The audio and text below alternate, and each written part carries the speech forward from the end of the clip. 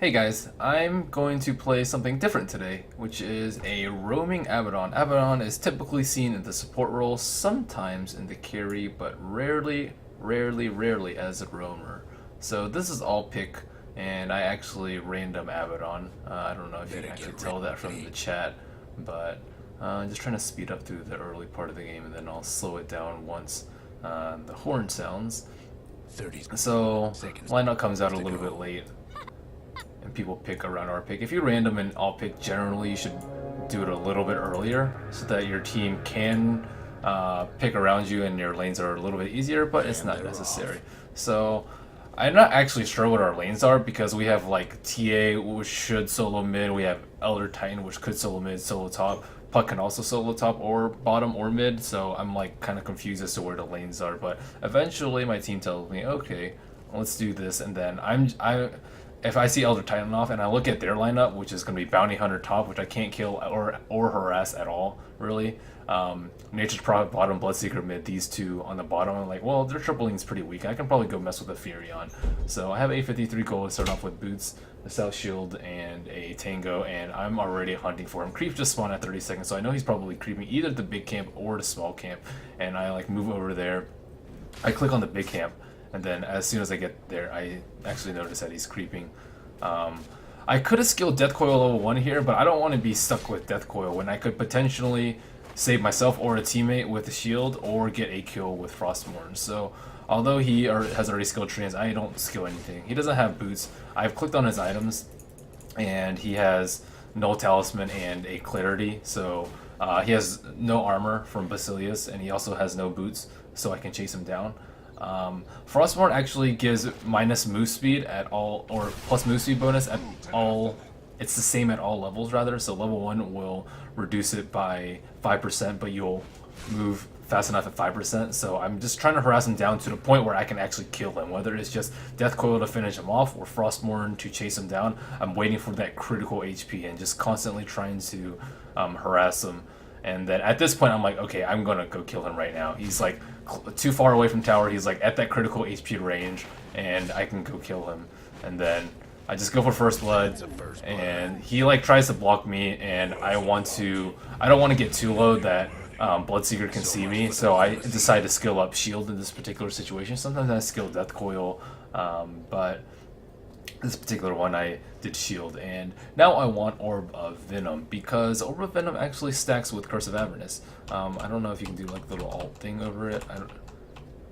You have to like anyways, Curse of Avernus is not actually an orb effect, and if you hover over it, it won't say orb effect. So you can get Orb of Venom, you can get Sange Yasha, you can get Lifesteal, any of those would work. And I'm still trying to look for the Furion, but if you notice where he places trees, he actually like blocked my path with it, and I couldn't roam into the jungle. And then because of that, I didn't have enough vision of that area, and I got caught by 3 heroes. I actually didn't expect the lion to be over here. I thought he'd be pulling or something like that, but that's okay. I still got first blood gold. I spent some of my unreliable gold on Orb of Venom, all my unreliable gold on Orb of Venom rather, and I still had all of my reliable gold from the first blood. So as I'm right clicking Juggernaut, Frostmourne works on magic immune units, as does the Orb of Venom, but usually Orb effects work on magic immune units, so trying to look for him. And Souls has a pretty good play right here and blocks him. He like stands right here so that he can't move out, and like Rubik's covering this entrance, I'm hunting him in here, and Elder Titan blocks his path, so that was actually really nice by him. I shield Souls. I think he's gonna die, but yeah, he's really close to dying. But Furion ends up TPing, interrupting his jungle even more. Nice lift by Rubik there to bring him back so he tanks creeps even more than he has to. I specifically bought more Tangos, or I bought Tangos early because I knew they had a Furion. People are like, oh, you know, salvage generally more efficient, but against a Furion, you always want Tangos, especially as a melee hero. I could get the Quelling Blade too, but I didn't really feel that I needed it at the time, not with Tangos being useful. So this guy has boots, but we can chase him down because we have Frostmourne and we have Orb of Venom. But they're like putting a lot of people on bottom, so their triple lane is actually shaping up to be a triple lane instead of Furion just constantly jungling. I want to make sure I don't get stunned by both of them. Like, he wants to stun me because I can kill the Juggernaut, but he also wants to stun Thatch as a Rubik so he can get the kill on him, and Juggernaut can get the kill. But I like position myself like slightly too much to the left, and since he didn't ground target, he actually left click targeted on my hero. He only hit me, and we end up getting both kills because of that. Positioning is very, very important as a melee. It's very, very important as everybody, but especially for like Lion Impales, AoE stuns, you always have to watch your positioning. If I had gotten stunned there with him, they probably would have killed Rubik, and then we might not have been able to chase even further. So I'm still looking for Furion, but notice he's actually adapted to my playstyle and sent low HP treants up here so that he can scout where I'm coming from. I stand into small camp so I can block it. And I actually have level 2 Death Coil. I just hit level 5, and I want to get this last hit. So I check it. You can see me hovering over everything. It does 100 damage, and then I steal the Ursa. It doesn't actually look like he knows that that happened, which is very surprising to me. Maybe he's like trying to buy stuff on chicken. Maybe he's looking around the map looking for opportunities to TP, but this one he definitely notices because he's microing his hero back and forth, and he pauses the game because he is not very happy with what had just happened. So I managed to steal both of them. Right now I don't have any HP or mana though, and he asks if I can take a big dig, and I give him the big old question mark. And I have 1300 gold right now, which is pretty nice. So I decide to make the best use of my gold. If you hover over my gold, I have 420 unreliable gold, 880 reliable gold, and I want phase boots so I can chase people down.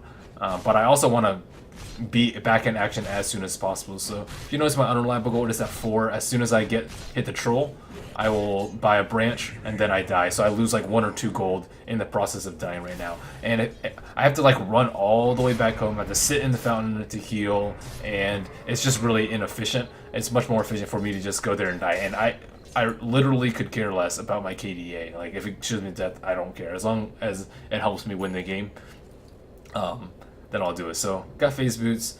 I got a couple of TP scrolls. Still looking for people. Still looking to hunt them in the jungle because Furion's still under farm right now. If I pull down the scoreboard, he's still level 4. I'm level 5 actually, and Lion's pretty under level 2. Juggernaut's still no ultimate, so I'm still looking for him. If you look on the actual map right now, he's in our jungle, but looks like he is trying to. We're trying to kill this guy. I should have eaten a tree earlier because I'm taking like a lot of damage. I'm trying to help him out here, but Bounty Hunter has come, and there are just way too many people. Way too many people in this lane now. I thought that we could kill him a lot easier, but he didn't actually follow me in there. I probably should have waited until his Rupture wore off, and then he can run in there and kill him with me, and I can just phase through him so he doesn't block my path. But unfortunately, TA ends up dying. And I'm just trying to get level 6 while TA is dead. Might as well get some experience. Want to maximize the value out of your lanes. Phase boost also makes it very easy to last hit as a quote-unquote support hero. So still trying to keep up the pressure on Furion, but now is not the time. I'm at half HP. I don't have vision on the map right now. TA is dead. We don't have any traps out. So I have level 6 now, so I can venture forth a little bit more dangerously. I end up adding a magic wand, just small early game items because I am in this constant harassing role. And then I find him. This was actually a really lucky kill, I believe, because if you click on him, he has observer wards. So I just like saw him just as he was about to place observer wards, and he didn't actually get him off. So I'm like clicking on his items right now, thinking about why he was just staying right there with a level 3 Lion just by himself. But that's most often the case. Radiant's mid tower could use a hand. Going for Brody.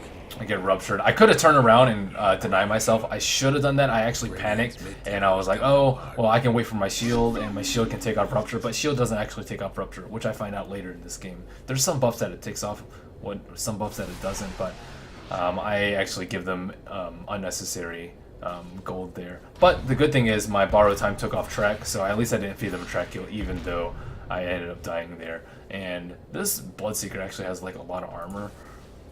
He has a pretty high base armor, and he has stout shield, and he has treads, so he's pretty difficult for TA to kill. The thing about TA right now is she doesn't actually have enough traps right now. I believe I like tell her in voice chat, hey, we need more traps out. There's no traps on the runes, there's no traps in the opponent's jungle, and it's 8 minutes in, and TA is almost level 8, and I don't know why there's no traps, but I believe I like tell him we need traps around the map so I can see what is going on. So I actually buy a Quelling Blade at this point because the time has passed for tangos, but I still want to be able to chop trees down because I don't want to get stuck. I don't want my teammates to get stuck, and we don't really have anything that can clear trees.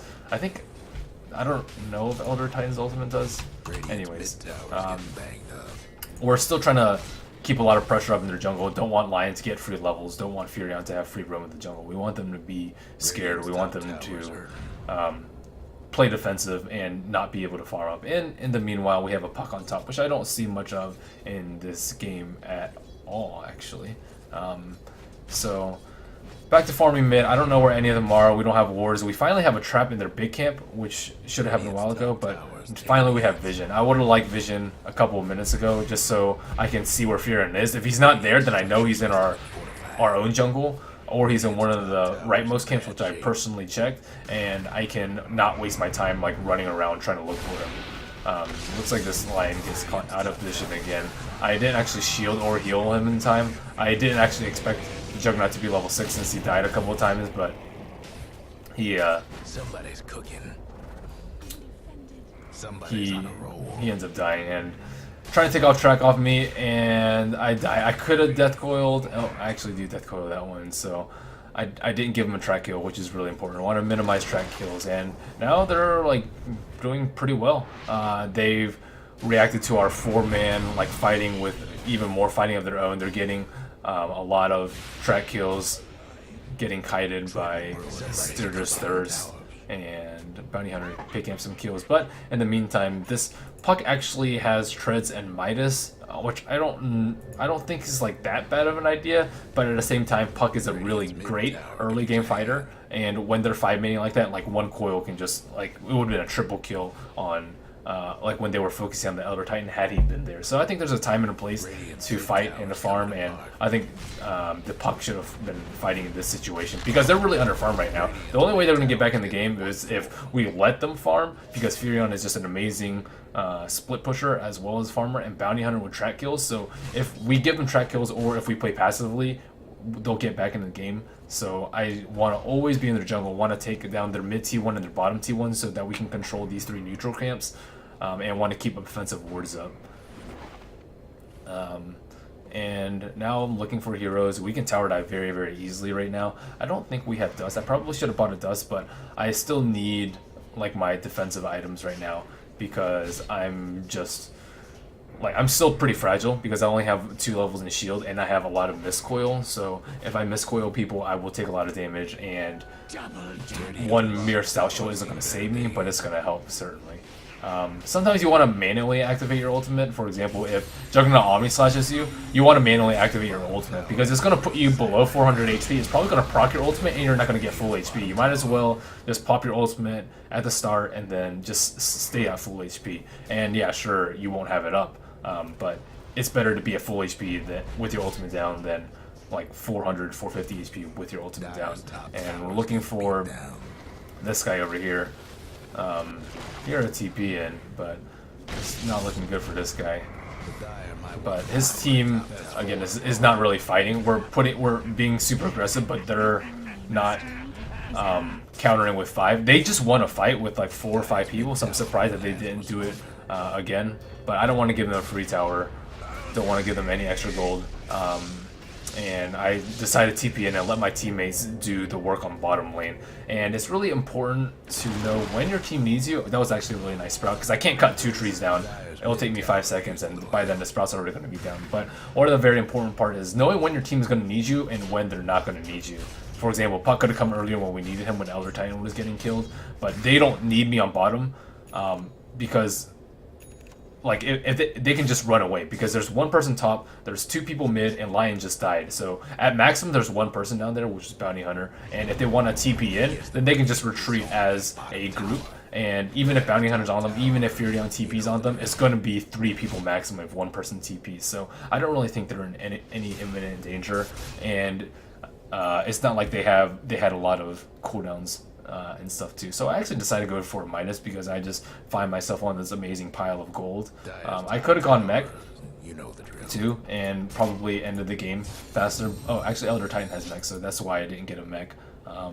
And there's also I was thinking about what items I could go. Like I can go pipe to help with like some magic damage, like spin and Nature's Wrath, and Shuriken and Finger of Death. But I'm just like, it's like okay, it's not that great. Like Force Staff is generally pretty good at saving people, but not versus a Bloodseeker. And I already talked about how his ultimate can't get removed by a Photic Shield, but it's also HP removal, so I can't actually mitigate the damage of that with a pipe. So we already have a drums. Normally drums would be a pretty good item since I did go Moose Speed chase build. But wow, this guy almost gets blown up. Yeah, so he gets ruptured. Oh, he doesn't? Does it take off rupture? I'm not entirely convinced. I'm pretty sure it doesn't. I think there was a specific point in the game I like tried to shield him and didn't take off rupture, but yeah, I'm trying to like be in this position where I can like save my teammates, but I don't really know what items to go. Again, the most defensive items are generally you want. Generally, you want a mech on your team. Generally, you want arcane boots, but these are already taken by our support Elder Titans, so I'm not exactly sure what to get. So I'm just going Midas, and then I'll figure out what I want later, whether I can farm the same Yasha, whether I still want a pipe for our team in case Nature's Prophet is being annoying. Maybe I want a Basher to stop people from TPing. That is another choice. Maybe Sage and Yasa so I can chase people down. Maybe I want to drums myself still. Maybe I want a Vlad so we can do Roshan. I still don't know. But notice also when I'm dead, I'm always looking around the map. I'm not just like peeing or just like looking at the fountain or something like that, or like browsing the shop. I'm always looking around the maps, getting information, seeing what people are close to which items, what level people are, what items my teammates have. You always want to be like very active when you're dead. And I get focused right now, I'm silenced, but I still have my ultimate up, so there's no reason to be scared. And TA with the DD is just absolutely wrecked. I don't think that TA was doing like extremely well before this, but with this with this DD, she just goes ridiculously ham. And TA is just incredible with runes. You always want to try and deny her runes, whether it's Bounty Hunter just camping the runes, whether it's Nature's Prophet setting treants and killing them with low HP treants, or TPing to the other ones, or your mid hero just controlling them themselves. I think they did a pretty good job of controlling it beforehand. Maybe it was because she didn't have traps, but she still is just incredible with runes. One of the scariest heroes, I'd say. But it's not a good time to push. Our top lane is getting pushed in, so we're missing out on a lot of farm. A couple heroes didn't have any mana, so it's time to get back. So even if you start off as a roamer, you can still transition into other items into the late game. It's not a dead set item. Oh, since you're going to be roaming and not getting any creep kills in lane, you have to be a support, you have to be poor, you have to be under farmed and constantly buy wards. And I don't really feel like we need wards right now, just because it's very easy to predict where they're going to be. Their T2s are down in mid and bottom, so they're going to be like farming. Like if I were in their position, I would be farming this camp like very tentatively. I might like ward up here and do ancients, but mostly I'm just looking to not get wrecked and not get like zerged down way far outside my base. I want to be closer to my base so that I can rely on the help of my teammates. And maybe Bounty Hunter can TP in and get a trag. Maybe Lion can counter gang. Furion can TP in. Maybe if I TP supports, someone can get ruptured and we can pick off some people. So that's what I'm thinking if I'm in their position. So I will react accordingly and be like, okay, well, they're playing passively. We can just get like a trap up at the Ancients, a trap up at the small camp and the big camp. Maybe 1 or 2 in the jungle. We could get wards right now, but it's not necessary. So you can kind of see what they're going to do. Try and split push, because their lineup's very good at making our lineup like split apart. Whereas our lineup is very, very good at team fighting and sticking together. Because I'm good at healing up people. Elder Titan and TA have pretty nice synergy with minus armor. Puck can keep people in place for ultimate. and he gets ruptured, and he is just caught way out of position. But our team fight is a lot stronger than theirs, so they're trying to catch up and farm by utilizing the strengths of their lineup. Bounty Hunter looking for good opportunities, Nature's Prophet trying to just put pressure on the map so we split up and they can take 4 or 5 fights, or just fights where they outnumber us. And dang, that burst is insane.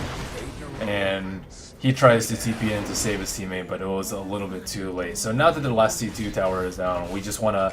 There's no reason to let this game go on any longer and take unnecessary risk. Like, the score was like 9-10 at one point, and you really want to be able to close out the game. But it depends on how they play. If they take too many risks and push out, then you just gank them and push. If they just play super passively and stay up their hill the whole time, you just outfarm them and crush them with a huge item advantage, whether that includes the Aegis, whether that includes just having like a mech and or pipe to help push up, and a gem so you can always spout out Bunny Hunter, and a Nature's Prophet if you go Shadow Blade.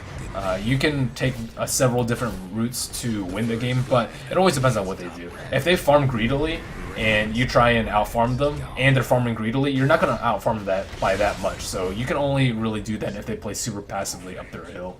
And this is like a rather short game, but it kind of like highlights how you can play around the opponent's lineup and how everything depends game to game to game. And generally, I'm not going to run with Abaddon. Generally, I'm not going to get boost first and look for someone to kill, because that opportunity usually won't present itself. But when they have a weaker solo mid that isn't very good at ganking people until level 6, when they have a top who is also just looking to gank level 6, Bounty Hunter usually doesn't roam that early.